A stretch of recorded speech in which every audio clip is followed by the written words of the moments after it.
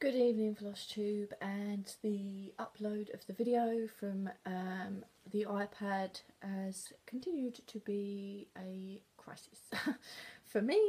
I've managed to delete the video that I did have, other than the beginning bit, of my 2015 review, which means that there won't be any pictures or anything like that inserted, and I'm going to be seeing whether I can do this over the 15-minute mark and upload it straight onto YouTube, because I've got no idea what I'm doing really, is the answer to the question. I have absolutely no clue. So feeling pretty frustrated as I've spent a stitchy day messing about with Apple products and trying to compare them to Windows. But anyway, so that is bigger crisis in the world, obviously. I do appreciate that. But yeah, so I'm trying to remember where I was from copious amounts of videos ago where I wasn't getting them to upload. So I've had to move up into the bedroom because it's taken me so long that now my husband's home. So he wants to wind down, and he does that by watching a bit of telly. And you can hear quite easily through the downstairs. So I've come upstairs. You may even hear him downstairs. I mean, I can't stop that, unfortunately. But there's no guarantee that that obviously he wants to chill out. So I've come up here to the bedroom to hopefully finish recording my 2015 review. So we covered a deer from what I can remember of like the 10-minute video beforehand, and as I was saying, because of Stitch Mania, I wanted to start a new start. I've got lots of patterns, not so much floss, but lots and lots of patterns, and I wanted to you know, branch out a little bit but not have it so overwhelmed, which will go into my rotation, or my plans for my rotation this year, and my guidelines, of course self-imposed. So the next project I started was on the 1st of October, and that was the Glendon place. You know, if you hold on a second, because I've just thrown everything up here and I know it's rustling, but you know, it was my Glendon Place pattern. So I started this on the 1st, and that was going to be until the 1st of November. So I started it on the 1st of October and finishing it on the 1st of November, or finish working on it. So this is how it should look. This is the Glendon Place Sleepy Hollow pattern. And this is where I got to. I haven't worked on it obviously since November 1st. This is where I got to in a month. So actually quite a lot of progress. So as you can see from the fabric, this wasn't the called for fabric, but just to highlight, this was Winter Skies by Sparklies, and it isn't opalescent. I converted all the threads into DMC except the black, which of course is Achor Black, which is the chosen stitch. That's my cat, I am so sorry. My chosen thread when it comes to black, and the white here is actually a glow in the dark thread, DMC glow in the dark thread. So the whole moon will be in DMC glow in the dark. So I do plan to work on this throughout the year, or it comes up in my potential rotation throughout the year. But yeah, I really enjoyed that, and I'm not sure whether it's quite a speedy stitch, or whether it was after working on creation by Tempting Tangles that it felt like it was moving a lot quicker. I may have actually missed creation out. Oh, I better I better just cover that, just in case. So after Aida, I did Creation by Tempting Tangles. I am sorry if I'm repeating myself. This is what happens when videos go horribly wrong. And if anyone watches my videos, they know that there was an epic foul because I broke a cardinal rule by not measuring the fabric before I started stitching on it. Luckily I didn't get too far into it, and then I realised that it was the wrong size and that the pattern would go well over. So after wanting to throw it across the room, I did really enjoy the pattern, so I decided that I would start it on the appropriate size fabric.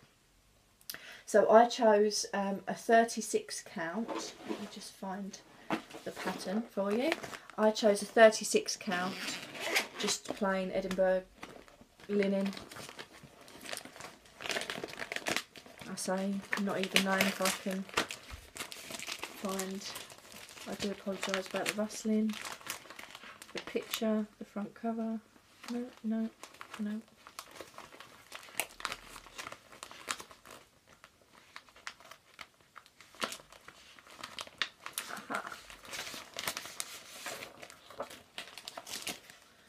So that is Creation by Tempting Tangles. It's got a lot of speciality stitches in it, and this creation is by far my biggest project that I've got going and will have for the rest of the year. It is quite intense because of the specialty stitches, so even because I've not done a lot of them, I would find it quite difficult. It takes me longer because I have to get my head around how they work. And this is where, so up until the 1st of October, from June I believe, because that's when I finished Aida, I haven't worked on this, but this is where I've got to so far, for those of you that don't watch my videos.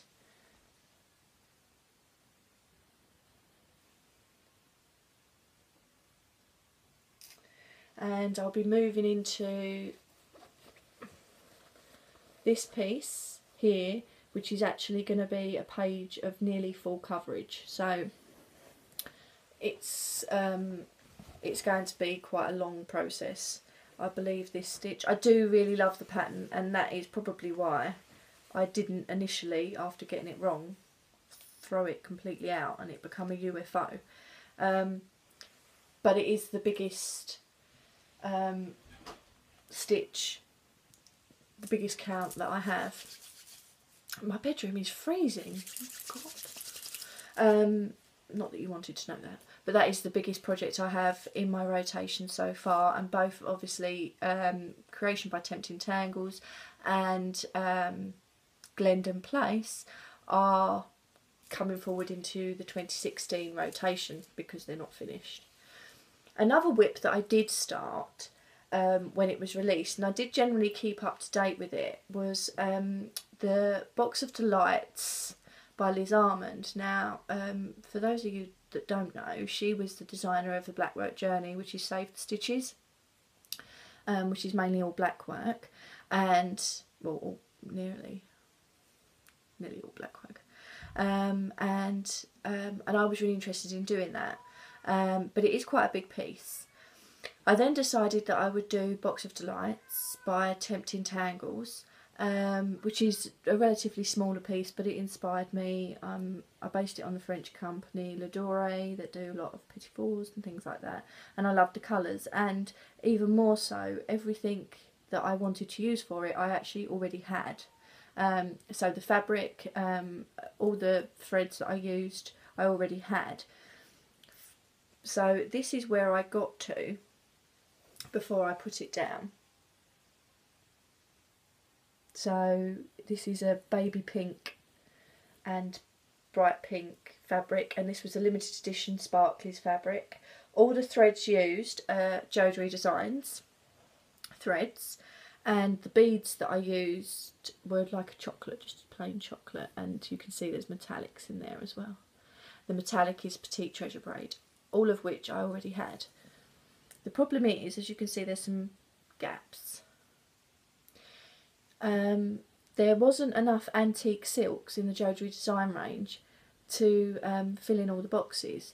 So I thought, oh, that's fine, I'll wait until some more are released. I have spoken to Michelle at on Jodyridesigns on one of her videos, and she did say she planned to release some more antique silks in the future, because I know she's a very busy lady and those sort of things.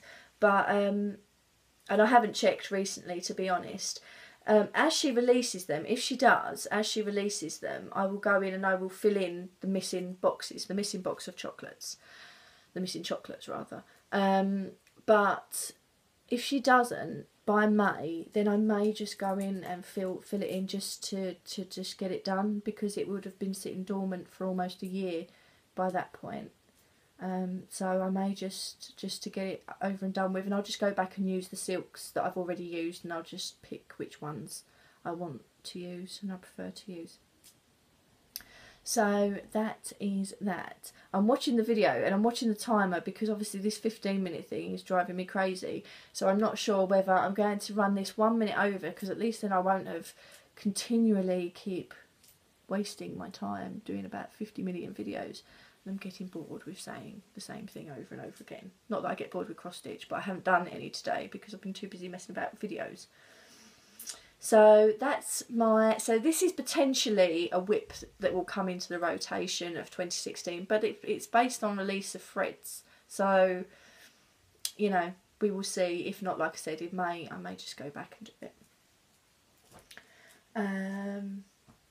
So then that leads me to a 2014 finish. So it was actually the year before, but it's still not a fully finished project because I'm not 100% sure what I'm going to do with it.